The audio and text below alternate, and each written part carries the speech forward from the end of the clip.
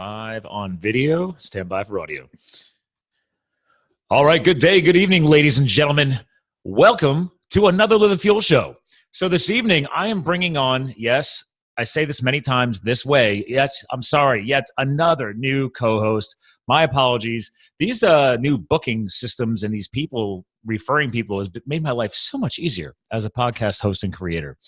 So I have a new gentleman for you, and we might be probably leaning more towards some business type of stuff because this guy might know a few things about wealth. Little hint here, the guy has a black belt in it. So this guy is a best-selling author in personal finance and money thinking. Keywords are money thinking, and host of the Transformation Nation podcast. That's right, ladies and gentlemen, another podcaster is coming on the show.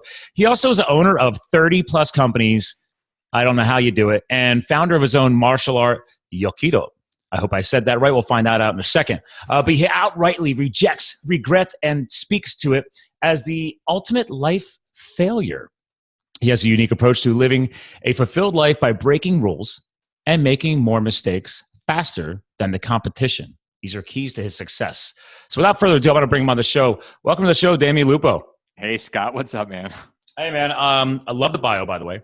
And I wanted to kind of you have a lot more to your bio because you have 30-plus companies. You have, for our video people, 3 freaking books you guys shipped me. Quick pause on that. As a marketing professional, loved it. I Instagrammed you, tagged you. Ladies and gentlemen, for the people who are listening, this guy takes his podcasting and his guest appearances very seriously because they asked me for my address. I'm like, okay. And with authors, I do like to kind of skim their books. Unfortunately, trying to read all of them all the time is really hard. I have to become like a voracious speed reader. But I did dig, especially the book ReInvented Life or Invented Re-Life. I have to figure that one out. But long story short, you send me a box. I open the box. There's another box. But in the box, there's a black box. And there's a gi on it, obviously representing your brand, Black Belt Wealth. And then I opened that, and I got markers and pens, and I got a nice little personalized card, and obviously the 3 books. And by the way, whoever does your packing, everything was foam lined. You guys take your packing of book conditions very seriously. So, hey, man, you know what? You're holding on to your future right there. I got to make sure it's protected when it gets to you. I mean, seriously, again, ladies and gentlemen, one of the other books is the QRP book, Qualified Retirement Plan. And the other book is The Quick and Dirty Guide. I like Dirty Guide to Gold and Silver, top 21 most asked questions answered in 30 minutes. So this guy really likes to make things happen quickly, as we heard in his bio. So anyway, you got a lot of books. You got a lot of companies. Your brand is Black Belt Wealth. I studied martial arts as a kid, so I like the connection on that. What's the deal, man? I mean, you just bored? Just start turning out companies, podcasts, books. I think this is kind of beyond the hashtag of hustle. Yeah. This isn't hustle, man. This is when it's part of your being. When you've got something that just burns and you can't stop, and somebody could try to stop you. They can put you in a cage. You'd break right through it. You'd Houdini yourself right out of that thing because it's like just that. who you Houdini are. yourself. Yeah. There's a hashtag for Instagram, Houdini yourself. Well, I mean, Scott, that's what my mission is. It's to free a million people from financial bondage. So people have literally put the shackles on. They've got to Houdini themselves. That's what we're doing. We're giving people options and ideas and new questions. I'm one of your target audience. I've made a few of those mistakes, and I'm currently freeing myself of the past shackle mistakes. Since you'll appreciate this, I'm sure you heard the terms money mindset or millionaire mindset, all these different mindsets. I love them. Because actually I was attending in Philadelphia last week a joint event with Gary Vaynerchuk and John C. Maxwell and the big Tony Robbins and the motivational speaker Les Brown, all these speakers. And one of the speakers was talking about the millionaire mindset that they have one of these, little getaways and you focus on that, coaching, development, training, et cetera. But one of the biggest things that I've learned since launching this show, whenever I talk to money people like yourself, and I would like to hear your reinforcement on this, is be very careful of who you connect yourself with and get involved with if you come from 2 different money mindsets. So quick little hint for you. My fiance has no debt. I came in with debt. I grew up with the scarcity mindset. She grew up with a very smart father who's a CFO, retired, financial guru dude. So he taught her things differently than I was taught. So I'm sure you've heard this before. Well, the funny thing is there's this LCD thing, and we've seen this in, I forget, algebra or something, least common denominator. Yep. And so you fall down to that place of least, what the lowest energy is. So my question with you and your fiance is, which one's good and which one's bad? Because a lot of the population would argue, hey, debt is bad. So Scott, you're the mess, man. Fix it. But then the question is that really true? And I don't know, man. It depends on what you're talking about. Good debt, bad debt. And so you have to ask better questions. Well, thanks to the fact that we're finally going on, I think we're moving into like 5 years now. I have to double check those dates. Shit. Really bad fiance. Bad fiance. I know her birthday. She doesn't know mine. Actually, no, I gave her a hack on that. We actually have the same day, the 21st. So it's like, if you can't remember the date, there's a problem. The month, that's all you. So I'm May, or sorry, she's May, I'm September, but this cracks me up. Anyway, she's 5 years younger. And in the beginning, I was afraid of it, right? Let's be real. I'm being transparent, being vulnerable. Like, I did not have the mindset to deal with it. And I was kind of fighting the relationship the whole time. It also didn't help that, let's see, we met 4 or 5 years ago. So I was probably 35, 36. She's 5 years younger than me. And I've been a bachelor pretty much most of my life. So that was already a variable going against us. But I think the thing I realized, and one thing that was a tug of war with us until I finally learned to shut up and just realize this, is that I just took a shitload of risks, a lot of risks. And that's how I justified it for a long time. Per your bio, right? You learn from mistakes. And the whole goal here is keep making mistakes so you can learn faster. So I love the tie together on this one. So I take it as she is very conservative, very frugal, and she likes the keyword realist. Whereas my strengths, my analysis that I've done on myself over the years is I'm the visionary, right? I'm the risk taker, and we're both entrepreneurs, which is interesting. Mm-hmm. Different perspectives. And yeah. John Maxwell in his book, Thinking for a Change, goes into these different types of thinking. You were talking about him. He's one of my heroes. Mm-hmm. I've studied him. So I've never been to an event. I was like, dude, John's speaking, I'm going. Yeah, absolutely. That's what happens because these people influence you. And he's a very, very bright guy, but he's not just smart. He's really got a depth and a spiritual and an emotional intelligence around him. And one of the things that hit me when I read his book, Thinking for a Change, was that I had a really great optimistic brain, but I had no pragmatism and no realistic thinking. And so I would think, oh, you know what? I can go build the Great Wall of China in a week, which is helpful to go out there and try things that are basically impossible. But the problem is you get yourself into trouble because you have no realistic thinking and you think you can fly and you'll just flap your arms real hard and fast on the way down off a building. It's not so good to have only one type of thinking.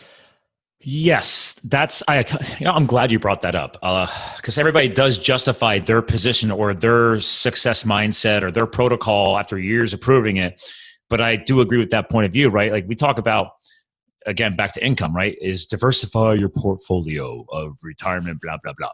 Okay, I diversified myself with career experience over the years. I've made many job choices, career choices. I've taken risks, everything from being a farm kid up to trying to go to school to be an engineer to going to the corporate space to going to telecom to going to IT, then leaving it all, going to the firefighting, then becoming entrepreneurial. So that's just a very high level shortcut.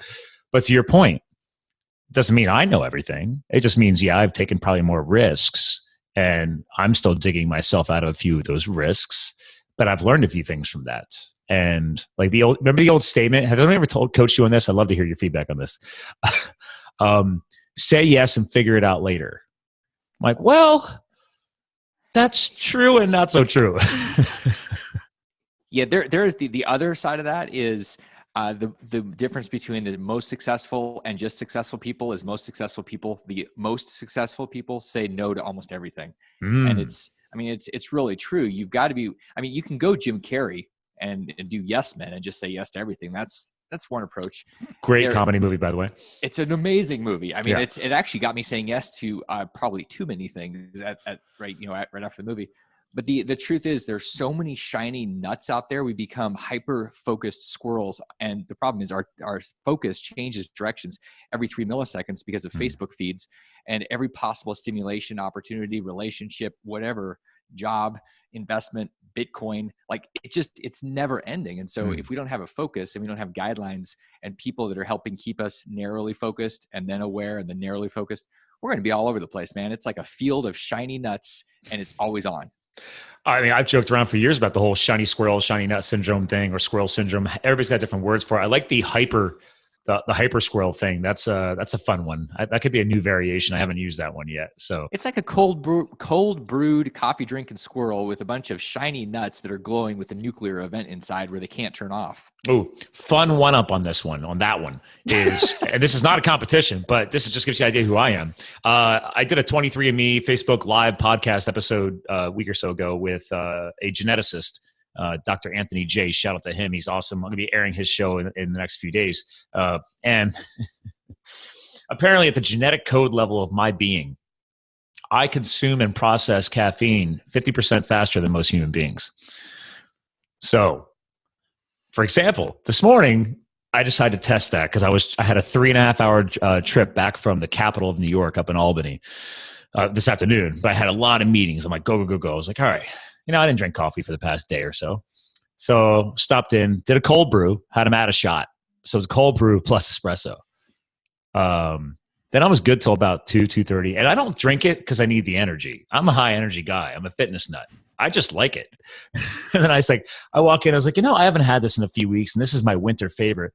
I said, I need to go with a quad shot breve latte, which is breve means half and half, so you have a richer fat content. So usually you use the fat for energy, and I just went for quad shot. I don't know. Caffeine, baby, energy. Yeah, and a hyper developed kidney to process all of this stuff too, I think. Well, I mean, the good thing is I detox on a regular basis. I'm a faster, I'm a cleanser. I do nutritional cleansing protocols. I just did one a couple of weeks ago. I don't eat any sugar. I'm grain free. So I have all these other health hacks in place. So yeah, I'm rock solid. So, but anyway, I thought you might get a kick out since you brought up coffee or cold brew. So I'm not sure if you take it to that level. I'm actually pretty sensitive to stuff. It's one of the fascinating things that I've found about getting rid of all the stuff that keeps us numb. And this is health-wise and business-wise relationships. When you get rid of all of the stuff that basically keeps you in a zombie state, and with my body, when I got rid of that stuff, and then I introduced, I got rid of wheat and I got rid of gluten and all this stuff. Big move. Oh my God. When I actually had an entire pizza and 4 beers after a month of no wheat, I went to the ER the next day. I was going to say, your gut bacteria must have freaked the living. It did. Yeah. I went into a shock. I mean, yeah. So that tells us a lot about how numbing we are to ourselves with all the stimulus and all of the inputs, and really what we're doing to ourselves, and we're not even conscious to it. Well, I'm glad you're bringing that up, since we talk a lot about health, business, and lifestyle, because I haven't fully announced this officially yet, but as of 3 nights ago, I'm now on the Indiegogo campaign for a crowdfunding initiative, which actually, but I don't know, this might air before that's up. It's a 30-day initiative, but he's, you ever hear of Vinny Twitterich of Fitness Confidential? That's a really successful podcast. Vinny. Yeah. He's the trainer to the stars out in LA. Like, the guy came from the swamps of Louisiana when he was a kid, and then became this ridiculous athlete. And then he went and studied at Tulane University to be a fitness phys ed teacher. But Tulane health and fitness, they make you go study with the doctoral program type of stuff. Anyway, so he's a health and fitness nutball, and he's been a trainer to the stars out in LA his whole career. So a lot of very successful people know him, and people don't know that he trains them, that type of thing. Anyway, yeah. You ever hear the Guinness Book of World Record podcaster? You know who that is? No, who is it? Adam Carolla. He has the most successful podcast. That's right. Joe Rogan doesn't even beat him. And Vinny's a guest stars on that as a fitness expert. So anyway, to back up what you just said and what I said. I live grain-free, right? Why do we bring this up, ladies and gentlemen? It's called inflammation. That is your body responding to shit that doesn't belong in you. Would you say anything different on that one? No, I would say it's a really good sign. When you're puffed out, when you're off, it's not just you're not looking at your foot. You're also thinking, you got to think, this is probably my brain. Oh yeah. This is everything. And how am I going to have any type of cognitive function, thinking power, if I'm inflamed? Mm-hmm. And that's what we're doing with all these stimulus, all these inputs. So it's probably the most dangerous thing that we're doing to ourselves. Well, his movie it's on Indiegogo right now. It's called Fat, a documentary about teaching people how. It's not even about, he owns the trademark NSNG. It's his brand, No Sugar, No Grains Lifestyle. That's him. He owns that. His book he's got a best-selling book called Fitness Confidential. So he doesn't have 3 like you. He's got 1. But it does well. But the whole point here is teaching people that fat is actually the body's most preferred source of energy. But we've been retrained and regrained into the sugar and grain lifestyle. And it's like, why do you think the health keeps going downhill every 10 years for the past 30, 40 years? Because back in the day when I was a kid, I was eating bacon and eggs every day on the farm. I wasn't eating like bread all the time. I was eating vegetables fresh out of the garden. We had our own chicken coop. I was my first business. I sold eggs on the side of the road, $1 a dozen. Imagine that nowadays, dude. Everybody's like, oh, I need free range pasture eggs. They're selling like $6, $7 a dozen. I sold them for $1. Times have changed. Yeah. Meanwhile, by the way, this was like, I'm only an hour north of Philadelphia and an hour and a half west of New York City. So it's not like I'm in Podunk. I mean, that farm was even closer to New York City. So back in the day, but I figured you'd appreciate that. You're in Pendunk. Yeah, I'm in Pendunk. But anyway, so it's just funny we're talking about this because people need to hear these things. They need to understand that when you do clean things up and then you introduce things back into your body that you don't know are bad, all of a sudden your body is at least hopefully clean enough to now respond. And it's like, oh, why do I feel like butt? Well, maybe it's because you're not supposed to have that in your body. But thanks to you cleaning it up for the past 3-4 months, now your body hopefully is at least clean enough to start responding to some of these things. So, and that's what you did when you drank all that beer and pizza. Yeah, I mean, I did. I think, unfortunately, some of the people listening can probably relate to being in an abusive relationship where you get used to it. It's normalized. And the reason that people often stay in these things is because they go, okay, at least I know what this is. And it hurts, but it's not deadly. And if I go outside of it, I might die. So they stay in it. And then years later, maybe they get out of it. And then they have this experience of amazing. And then an event happens where they go, whoa, this is actually abusive. And then now they understand because they've gone into a good state, a healthy state, but they don't have any comparison. When you're in that thing and it's your normalized state, you truly get numb. So you almost have to have somebody knock you out of it. And that's why it's so important to find the right people to put around you, because we don't see our own selves. We can't see ourselves swing. We don't even look in the mirror. We sure as hell don't look at our numbers. So we're not really paying attention to the truth. We're lying to ourselves, and you can't change a lie. So you're kind of screwed unless you do that a different way. I back you up 110%. Like, this is the second time already early in the show that you kind of hinted at the power of it. You can call them mentors, coaches, whatever. As I've grown, I've rotated it depending on what phase I'm in. I've rotated in and out of a couple different specific coaches depending on what I need, right, for my growth. Because to your point, if your sounding board is yourself or the people that are closest to you, they're there to make you happy. You need people that's going to put your brain into that fight or flight mode, which is that scare tactic, right? That's why normally we get freaked out and we don't move forward, right? But then what's that best-selling book, The 5-Second Rule? Mm-hmm. Yeah, Mel Robbins. Yeah, Mel Robbins is awesome. Great book. It's like she's like, listen, just try waiting 5 seconds. And then seeing if you can get beyond that, move past the fear. Or in her case of the book, also it's like, also in 5 seconds, you're like, wait a minute, yeah, maybe that is a bad idea. I shouldn't send that email. Yeah, well, we've never done that. I love the technique. As soon as I read that, I thought, oh, you know what? This whole idea of just staring at that really, really pretty girl across the way and just waiting and waiting. I went, okay, now I have a 5-second rule about my action. And it was fascinating how powerful that was. Did you apply that into romantic? Instantly, within 24 hours, I was really? Absolutely using it. Yeah. What's the point of reading anything if you're not going to do anything with it? I mean, well, see, maybe because I was already in a relationship, so I went right to applying that into like business, and everything else. And it's like, it makes perfect sense. A lot of guys or girls, it's failure to take action, right? Yeah, and why? Why? Because either one, we're afraid that fear rejection. Absolutely. There's this judgment. And the other primal thing, and we can all relate because it hasn't happened to us, but it actually, we think about it. The thing is, like, I was in Africa not too long ago. So was I. When were we there? Okay. So I was there in 2014. I was just there in November.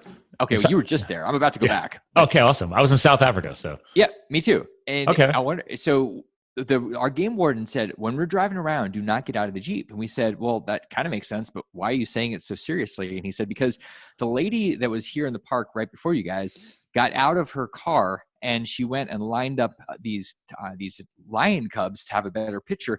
And mama came out and ate her. And we said, that's bad. And he said, yeah. So we went, well, what's the moral? The moral is stay in the damn Jeep. But we also don't touch wild animals. Wait, okay, let alone lions. So there is a good reason we have this primal instinct around being eaten, because wild animals will eat you if you're in Africa, but we still think that stuff is going to eat us in the middle of Phoenix or Pennsylvania or whatever. Yeah. It's not true, but we hesitate because of it. I mean, I grew up in Alaska, and you literally could be eaten by a bear in your front yard. But if you're not in Africa, my best friend grew up up there.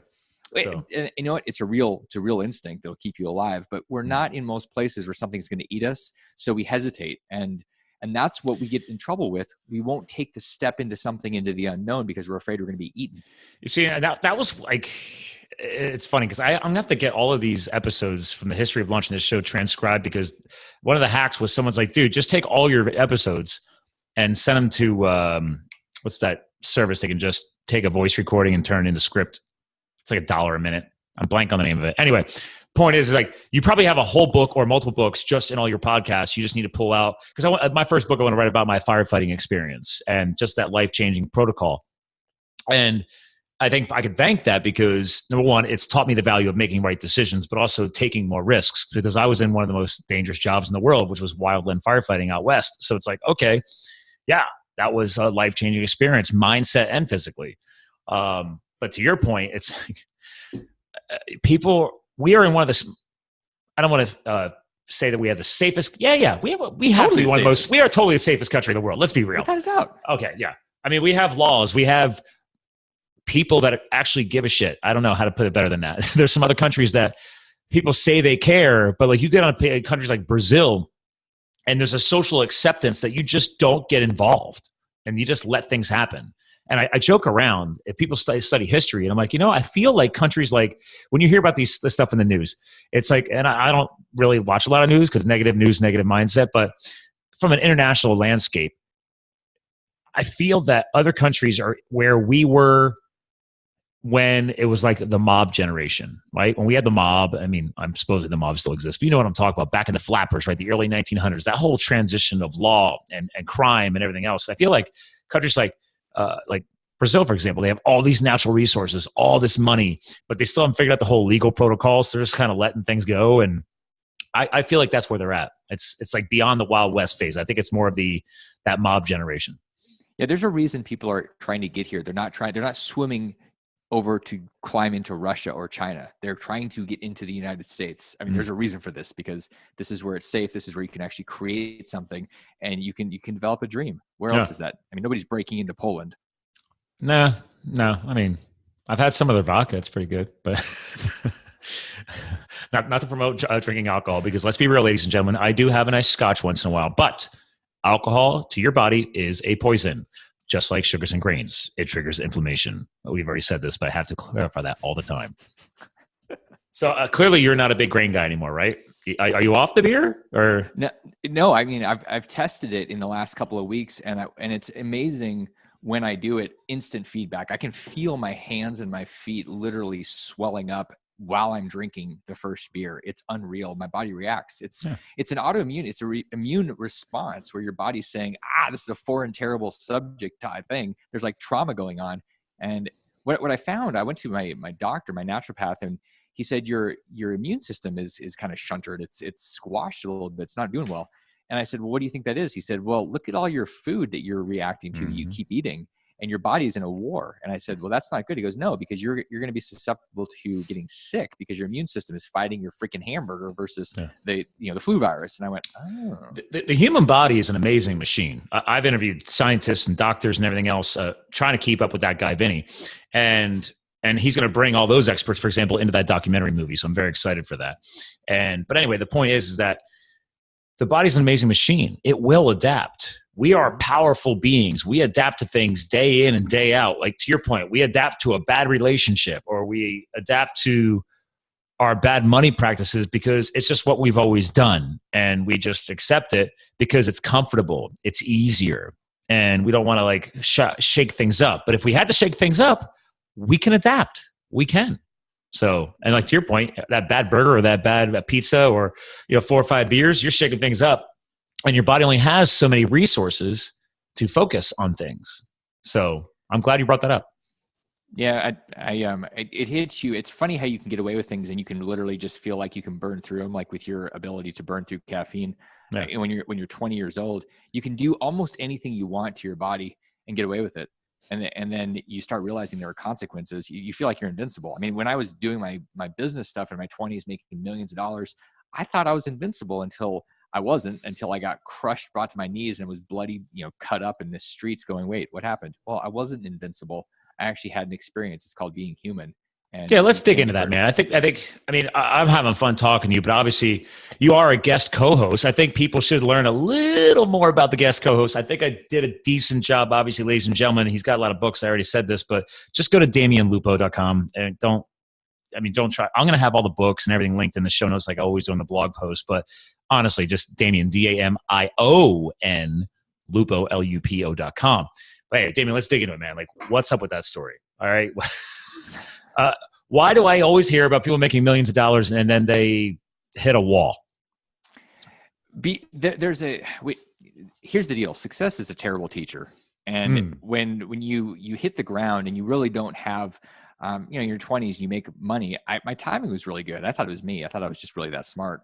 I mean, I got thrown out of college a couple of times out of the 4, and it was because it wasn't my right fit, but I also didn't have the mistakes. I didn't have the scar tissue, which is one of the reasons that I'll never lend money or be in business with somebody or do an investment with someone that hasn't actually gone into the trenches and gotten bloody and muddy, because I don't trust them to understand emotionally the process. I don't trust them to have the discipline to move through things. And so I was hitting the ground running, doing things that were working, and I caught a tide. And that's actually a lot of what's happening for a lot of people right now. They're in a very upward moving market, has been for a long time, and they have no idea what it means to cycle. And when it cycled, I learned that I was naked, and I learned that, wow, a lot of my decisions were not so good, and I paid a price. There were consequences for that. I think you familiar with Christina Wise? Heard the name, yeah. Yeah, she's like she's the Wealthy podcast, but one spelled, wealthy versus wealthy, wealthy, healthy, all that. The point is she talks a little bit about that. And I think one of her guests that she had on her show, I was listening to her show still because I've had her on my show and vice versa. And it was a matter of the next generation, or even my generation, Gen X. Are you with me, by the way? I'm 40. Where you at? I'm 40 with you. We're Boom. Love it. All right. So we're vibing here. To your point, we're on an upswing right now. This is 2018. Everybody thinks like it's not on upswing. Trust me, it's on an upswing. I don't need to be a financial guru to know that shit. I can see what's happening in my local area. Construction's still happening. Trust me. And I think, and again, because we're trying to help the millennial generation here, this is not a judgment, is that they're growing up in a period like 2008, 2009, they weren't as heavily affected. I mean, unless their parents really allowed that to affect them. Yeah. Right?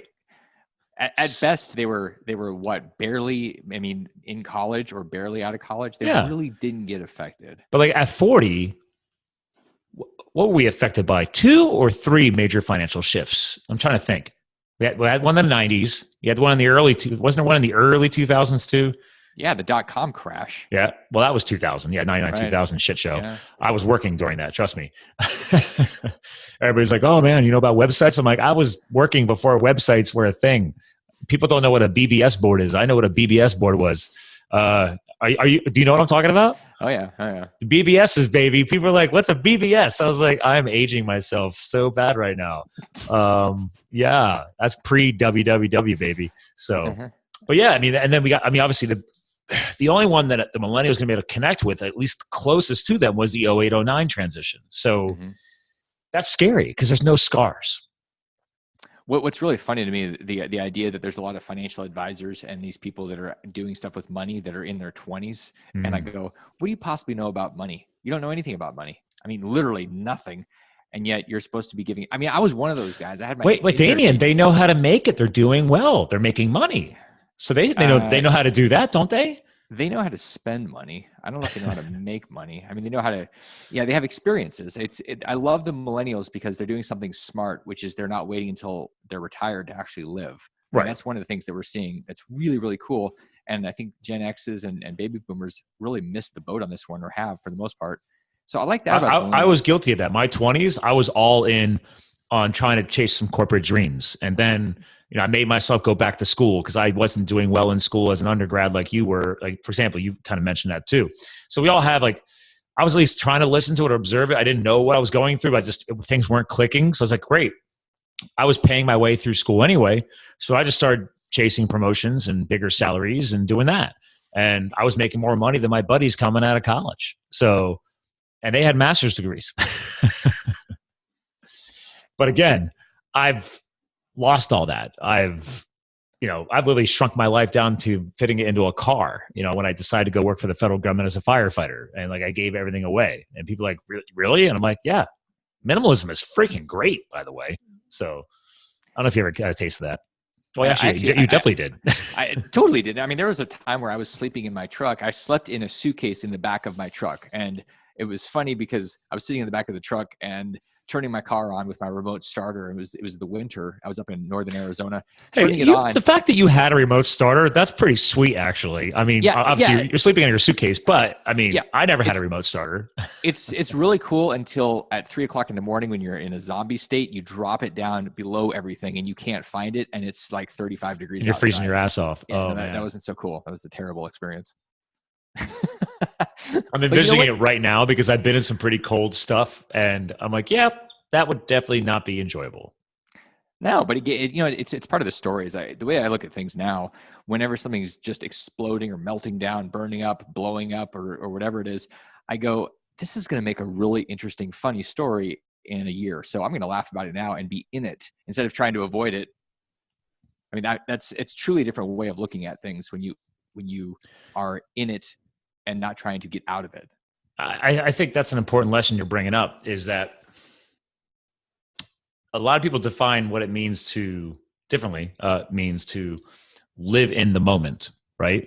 Or live for the moment so you can reflect and laugh about it later. Because in the end, back to your bio and everything, it's like, dude, the faster you're making mistakes, the sooner you can start recovering from them, learning from them, and then eventually you're going to laugh about it.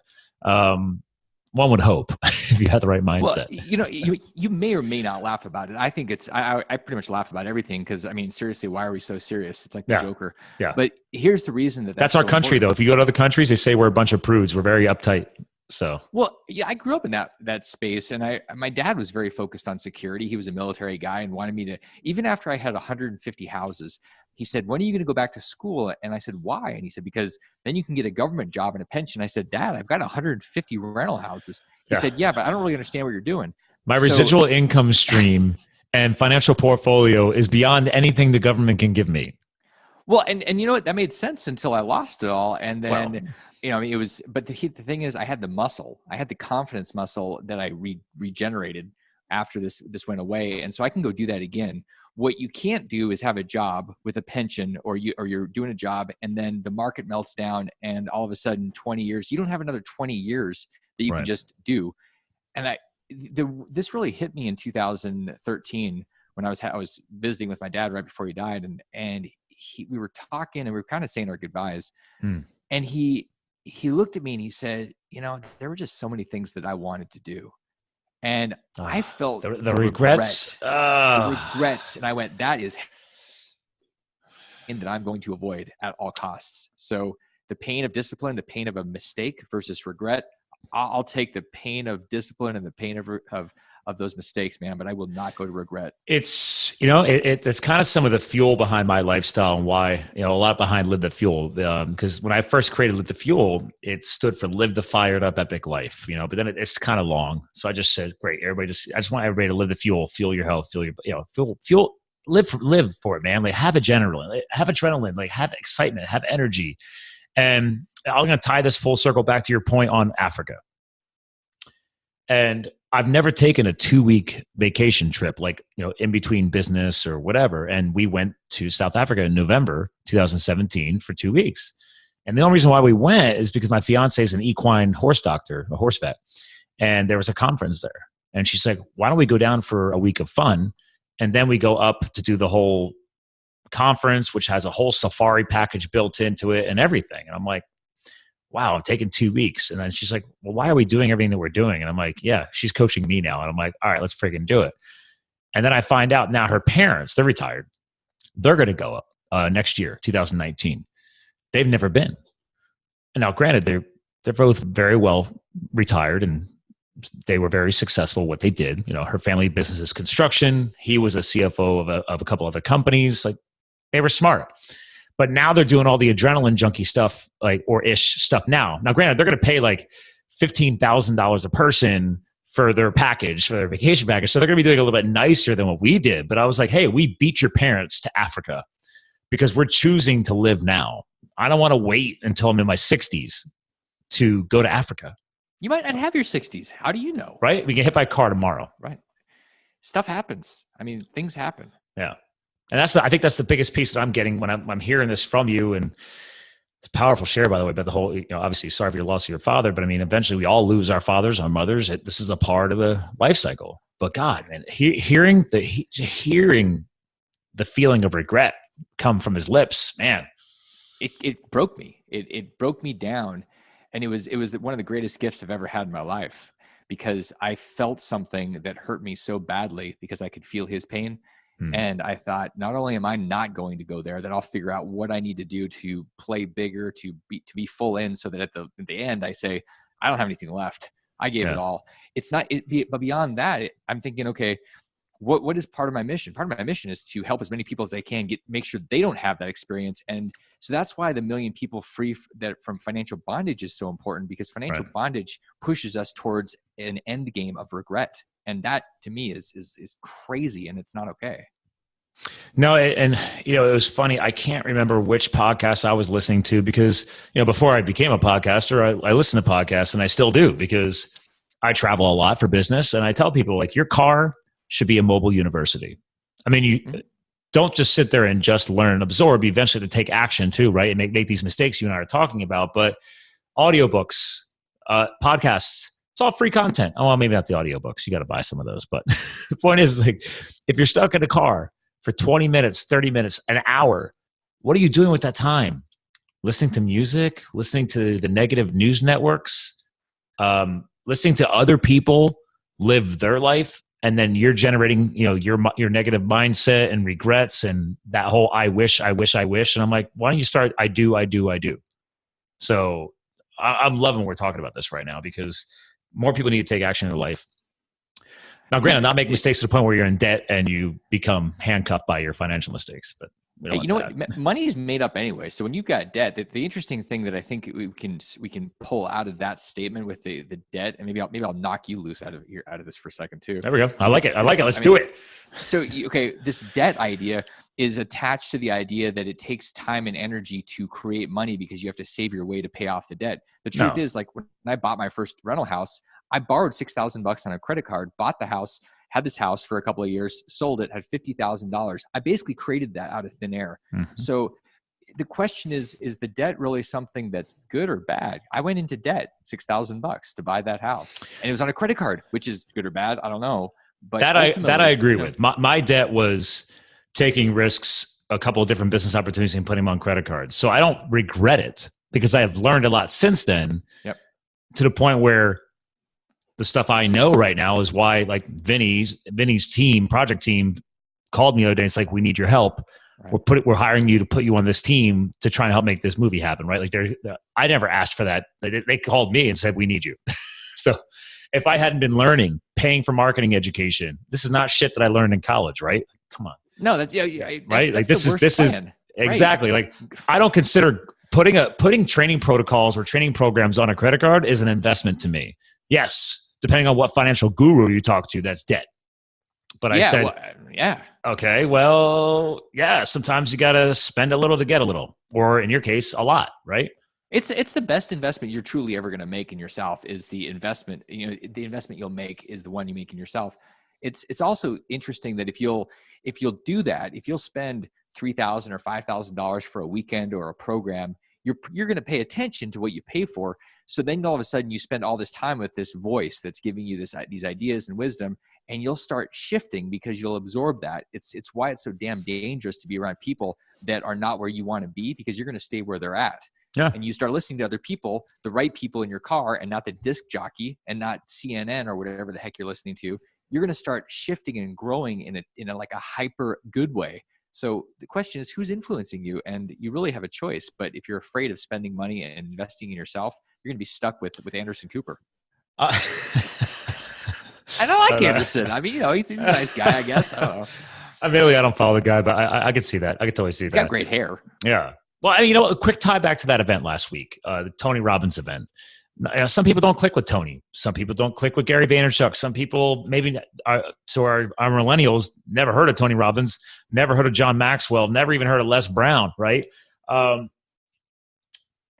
I said, you know what? First of all, I was blown away. This was a multi-speaker event from 8 a.m. to 8 p.m. in Philadelphia. And this is going on all around the country. I think they call their program like Success Resources or something like that as the organization.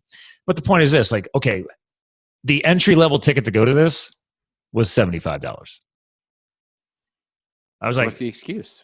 No shit. There? Like, if you try to go to a private Tony Robbins event, if it's just him, like, those are thousands of dollars. But I'm like, okay, beginners, like, dude, get a taste of it for $75. Now, I bought a higher level ticket and it came with an extra ticket. So then I said, wait a minute, I'm going to have fun with this. I have a private little fuel tank group, mindset group. I'm like, I put it out there. I'm like, hey, guys, I got an extra ticket. Who wants it? Let's see who actually has the mindset. And so shout out to Dave Davis, because he's been listening to the show more now, but he sees the day. He's never been to an event. He's never done mindset film like that. He's trying to change. He's looking to get back into or look into doing possible real estate stuff or something down the road. I'm looking to add that into my portfolio as well. But he's like, I've already requested off work. I'm in. And then 3 other people responded. And I said, well, first come, first serve. I was like, send me proof that you committed. And I wasn't charging him for the ticket. I'm like, I already bought the tickets. Like, don't worry about it. Just show up. So he showed up. He just actually thanked me on Facebook today about that, because it's his first time doing that type of thing. And that's what we're talking about. You and I, it's like, yeah, eventually wealth, coaching, success, blah, blah, blah. But let's go all the way back to the beginning. Everything you and I are talking about right now is you have to at least take some action for yourself. Go to a small event. Don't go to a $1,000 event. Go to a $75 event. Yeah, some time. So it's outside of the norm. It's the fear. It comes back to this whole judgment thing. And one of the reasons that we tend to not do things outside of our norm is because we're afraid that the people that are around us are going to, well, ultimately they're going to try to pull us back, but we're going to end up leaving them behind. I mean, the truth is, if you're growing hyper fast and people around you aren't, you're going to end up leaving them behind, or you're going to fall back into their thinking in their life. So it is a genuine concern, because at a primal level, we want the tribe. It's part of our security of staying alive. And so I get why this happens. I'm susceptible to it. I just keep knocking myself out of my groups and going after bigger things or different things. And it's just who you become when you're in a growth mindset. I mean, that's. Hey, I go to a big mindset event every year, which I highly recommend if you haven't gone yet. Have you heard of Cole Hatter's Thrive, Make Money Matter? Mm-hmm. Yeah, I've been there for the past 3 years. So I'm going again this year. It's in Vegas again this year. The first one I went to was in San Diego. Last year was Vegas. Actually, it was the week of that terrible shooting. Like, I was heading to the airport when it happened. It's crazy. But anyway, the point is, I keep leveling up. And who knows, I might not always go back to the Thrive in the future. But right now, they keep leveling that event up every single year. So I keep coming back. One of the guys was there. He's got a coaching community called Life on Fire. And I was like, all right, they were launching a recent program. I'm like, I'm going to jump in and check it out. Now I checked it out. And I'm like, I'm already past this. Yeah. So yeah, I spent the money and I'm in there. I'm still in the community, but I'm not as heavily participating as everybody else. And I'm not scheduling coaching calls, because this was where I was like 3 years ago. Like, I'm watching all the content. So eventually I'll probably leave that group. And it's nothing against him. It's just, I use this time all the time. We're just at a different place on the timeline. You and I are not any different. You've just made more mistakes than I have, learned a little bit about it, took action on it, and recovered and rebuilt. And I think that's what I'm getting from you too. And that's where the books come in, the website comes in, your podcast comes in, right? It's like, you didn't always have all of this stuff. It took major steps on a timeline to advance to this point. And while we're talking about this, please answer. I'm going to do some screen sharing on your site too while we're at it. So I want to show off the books here. It's funny because when ReInvented Life was first published, what people don't know, if they order it now on Amazon, they're going to get about the 26th version of it, because I just keep changing and keep adding. And really? I didn't know that. Yeah, I mean, there's just I continue to think, how can I serve people better, more, and eventually you just have to say, okay, I'm going to write another book, because you just keep wanting to improve things. There's this natural hunger to make things better, to serve people better. So you've actually re-released this multiple times? Mm-hmm. Oh, I didn't, because I didn't see like a version number on it or anything. So you just don't call that out, I guess. No. Okay. It's subtle things and tweaks here and there, and it's not like there's like with Amazon now, there's 1 million printings because they print on demand, so it's a very different model anymore. Oh, good points. Interesting. Mm-hmm. Well, I mean, so obviously I talked about your other books, but I mean, back to my point here, right? Is different place on the timeline. Mm-hmm. So all that stuff, you got woken up by your dad on his way out of this world. Yeah. Powerful experience. You want to come back bigger, stronger than ever. You write books. You launch a podcast. I mean, where are you at now, man? Like, I know I just kind of jumped a big chunk, but well, here's the thing about books. The reason that I write books is to harden the lessons and to make sure that I'm clear on what I think I know. And so if I can communicate it in a book, one, if it's got lessons like ReInvented Life, or my very first book called Maverick Mistakes in Real Estate, it's how I lost my first $1 million. When I did that so that I can make sure that I didn't forget the mistakes that were they were so painful to make. I wanted to make sure that I got them that time and didn't have to learn them again. Right. And then sharing them. If you try to teach something, it's funny how fast you realize what you don't know, and you have to spend time getting it clear. And writing a book is how you do that. See, now you're just reinforcing why I got to write my book. It's why it's hard. And for our listeners, I'm doing some screen sharing. You've been on more podcasts than I've been on. I've been really bad at, I've been on a bunch, but I think you got me beat and just gave me an idea, because I do the same thing, by the way. I honor cross-pollination. So when I go on somebody else's show, I make sure I put their content linked on my site. I want people to find them, because what if people found my show, but maybe they're losing touch with me? But then because I was on somebody else's show, or I put it on my site, all of a sudden they're turned on to some other influencer. And that's the influencer that makes a huge difference in their life. Ergo, you. That's why I bring on co-hosts, right? It's like, I'm not here to interview you, dude. I want people to vibe with you. And then it's like, wait a minute. Holy shit, dude. I'm digging this Damion dude, man. Like, the black belt gi thing aside, yeah, that's cool. But it's like, wait a minute. He's got a story. And this guy's inspiring me, motivating me. I want to work with this guy. He could be the one that's finally going to break me out of my crazy, wherever these people are at, right? That's the power of this type of stuff. I love what you're focusing on. That is the sharing. It's the network effect. It's by giving and circulating. It's not just on trying to take. People get really weird about having links to resources or other people because they think that there's a limited amount of money or people that are going to buy one product or the other.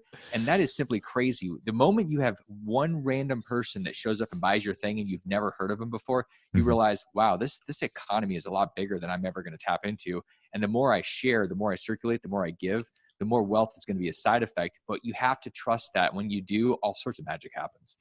I tell people that all the time. Actually, Vinny jokes around, because when he started being a guest co-host on Adam Carolla's show, he refers to it as the Carolla bump, right? It's like, now that, because people hear him on Adam Carolla's podcast and they're like, oh, that's that dude who keeps coming on who's like the health and fitness guru. I want to lose 10 pounds, or I've got some chronic pain issues, and that's not really Adam's niche. But I like how straightforward that guy is, man. He just says it how it is. So I'm going to go check out this whole Fitness Confidential show, right? So he's been on my show like 2 or 3 times. I've been on his show. He just invited me to come back on his show again. And now I'm running his, I'm one of the guys running his freaking Indiegogo campaign for a film documentary he's doing. Like, there's some bumping going on, right? It's like, there you go, people. I'm an example. I didn't ask for anything. All I did, I'm always just trying to help him grow. I'm trying to help you grow. Ed, people are honoring my show. You took time. People are like, oh man, thanks for having me on your show. I'm like, no, thank you for coming on my show, because I have listeners out there that might need to find you. This isn't rocket science. Scott, you're asking something. So when you say, you're not asking for anything, I think you're lying. I think it's not true. You're asking what you can do to help people. You're asking the question, how can I serve? So you're asking for something. You're looking for an opportunity to be a part of something that matters. Yeah. And people are afraid to ask for what they want. Instead, they try to take something. I love the fact you point that out, because we're getting to the end of our time here, because I have another show coming up. I'm glad we brought this up at the end, because it's something that I explained to people I know, my fiance, others. They're like, the debt-free one? Yeah. Like you haven't monetized your show yet. I'm like, yeah, I just launched it in September of 2016. I was like, I consider it an investment in myself and everything else. I actually don't. How you define monetization, right? I was like, I'm getting brand growth. I'm getting more Google. Every time I publish a new episode, a new blog article, it's more keywords, it's more content. I was like, you guys are playing the short game. I'm playing the long game. I don't need to monetize my show. I have zero plans. I haven't done anything to really monetize it. Actually, no, I did launch an Amazon influencer page because I occasionally talk about stuff that I buy and I believe in. I'm like, well, you know what? If I get a couple of clicks out of that and I get like a few cents here and there on Amazon, maybe that'll help pay for like the hosting and the website and on the editing I pay for and everything else one day. But for now, I'm like, it's all out of my pocket, bro. And I don't care. It's hard coded into my budgetary game plan. So. Hey, I call that R&D. I call that research and development on you and understanding you better so you can serve better. I mean, that's really an investment in you. I like that. How long have you had your show now? It's brand new. The first, I had Black Belt Wealth about 2.5 years ago. That's what I thought. I dug into you. Yeah. Now you kept that up though. I had it for about 4 months, and then this goes back to Gary Keller's one thing. I thought, okay, I'm launching a company. I'm doing a big fundraise. I need to be really focused, and so I put it on hold. And that's one of the things that was. No, but you didn't take the content down though, did you? No, it's still there. Oh, I stopped putting time and energy because it takes a lot of energy, and I wanted to make sure my focus was right. This definitely takes a lot of energy. Yeah, because I do 2 shows a week, so. I have people come on there and like, you do 2 a week? I'm like, well, Vinny does a lot more, but he's been doing it for 6 years now. So I was like, you just got to find the cycle that works for you. And once you build your system, build your program, build your protocol, it just flows, man. You'll find your vibe. Yeah, that's it. I'm with you. So, well, listen, we're coming into our time. I hope you had some fun today. I don't know what kind of. When does the fun happen? Is that? Yes. Damn it! All right, I got to work. So that we have to get you back on for some more fun then. Which, by the way, I do extend that invite. I do bring back repeats, people that are fun that I vibe with and make sense. You don't just have to be the same age as me. There's other things that are more important than that. But what you've done, the platform you're building, if there's something big coming up in the next 6 months, please reach back out. Let's get you back on. I do believe in that, especially plus I think it's fun. Like a lot can happen in 6 months. I think it's like some people hold out for a whole year. I'm like, you know what? Let's try a 6-month thing. You might be surprised what happens in that amount of time. Peter Thiel said something about that. He said, if you've got a 3-year plan, figure out how to do it in 6 months. And so I kind of broke things down. I do my years in 12 weeks. Whoa. And when I'm looking out, 6 months is really a plan. So there are 2 major launches. So we'll talk about those next time I come on. Yeah, dude, keep me in a loop. But listen, as we close the show out, you are the guest co-host. So you get the final words of the show. So this is your opportunity to leave behind with our listeners. Like if there's something, I mean, this bigger picture stuff that you and I've been talking about, man, like what is it behind everything you're doing? What is that legacy that you're trying to leave behind? What do you want our listeners to remember about you if they forget everything else? And again, don't forget about DamionLupo.com. But other than that, if you forgot everything else, I mean, what's your final words, man? Well, you just said it. I mean, the point of at the end, I mean, what do I want to leave behind? All of it. Like I want to have it all done, all out there. I don't want to be done with stuff still stuck in me. I don't want to die with potential. And if that's what you're doing and you're tiptoeing safely to death's door, you're making a grave mistake. And so that's my message. Go fail faster. It's a verb. It's not a noun. It's not who you are. Go figure it out. You're going to end up with a scar tissue that makes you happy. Just try it. See what happens. Oh, I love that. Well, hang tight. I'm going to give you a proper goodbye off the air. Ladies and gentlemen, fail faster. Let's score some scar tissue together and share these stories, man. So that was Damion Lupo, DamionLupo.com. Check out the new podcast. Get the books. Everything's going to be linked on the website like I always do on his episode show notes on the blog. But again, ladies and gentlemen, thanks for tuning in for another powerful mindset, especially podcast today. And remember, you too can live the fuel, guys. I'll talk to you guys again soon. And you're free of the pod. This is just extra video stuff. I don't edit any of it. So have fun. Dude, that was great, man. It was a great flow.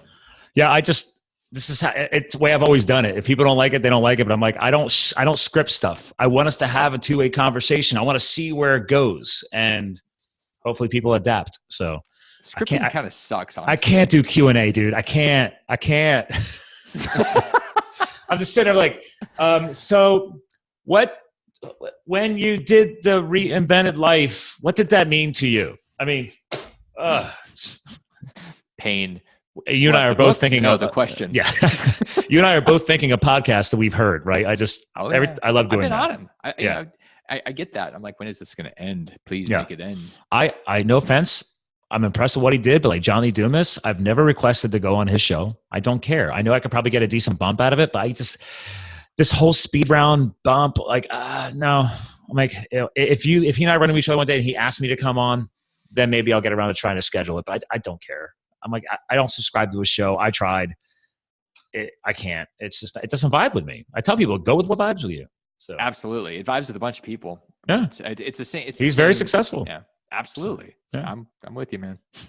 Well, I hope you had a good evening. Thank you for coming on the show. I'm serious. If anything else is popping up, it's popping. Keep me in the loop. Oh yeah, I mean, there's got to be something popping with you. I can't keep up with you already. So I mean, I had this with me in my hotel this week, so I was cool. I was breezing. I was like, should I bring all three? I'm like, no, let me go with one.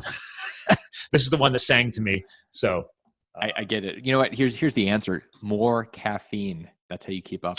Apparently. And I have to go more because I break it down too fast and I absorb it. So, which by the way, seriously, have some fun, dude. Get that, do the basic, here's your hack. Get the cheapest 23andMe test. Don't pay extra for the health data because they give you all the raw genetic data anyway. And then they let you export the data file, the raw data. And then you reach out to Anthony J. Now, granted, he charges like $300 to do a full documented analysis, but he'll do an entire supplemental genetic analysis on your health data and tell you what supplements that you naturally at the genetic level require more of. Like apparently I need to consume more manganese. That's a thing. I don't know. Yeah, I'll do that. I got the 23andMe, so now I'll just... Oh yeah, if you already have it? Oh, dude, yeah, go in there and you can actually export the raw data. And I just sent it to him. We had a blast. I don't know if that fits your new show format, but he would probably totally love to come on there because he didn't charge me. We did a promo thing and we just did it. Cool, man. Yeah, I'd love an intro to him.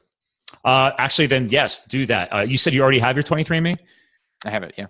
Okay. I will take note of that and I will shoot him an email because he's obviously trying to promote his genetic services more. And I just gave him a video testimonial the other night when I was at my hotel. So he's updating his website as we speak. So that would be fun for you. Totally, man. All right, man. Well, I'm glad we connected. This was fun. And as a former karate guy, I love the brand. Thanks. It works. So let's catch up again soon. Sounds good. Let me know if you ever need help with your show. Let me know. I mean, I'll reach out to you because I definitely do. I'm not going to try to make this up from scratch. That's stupid. Hey, life's about having challenges. Maybe you have to go that way.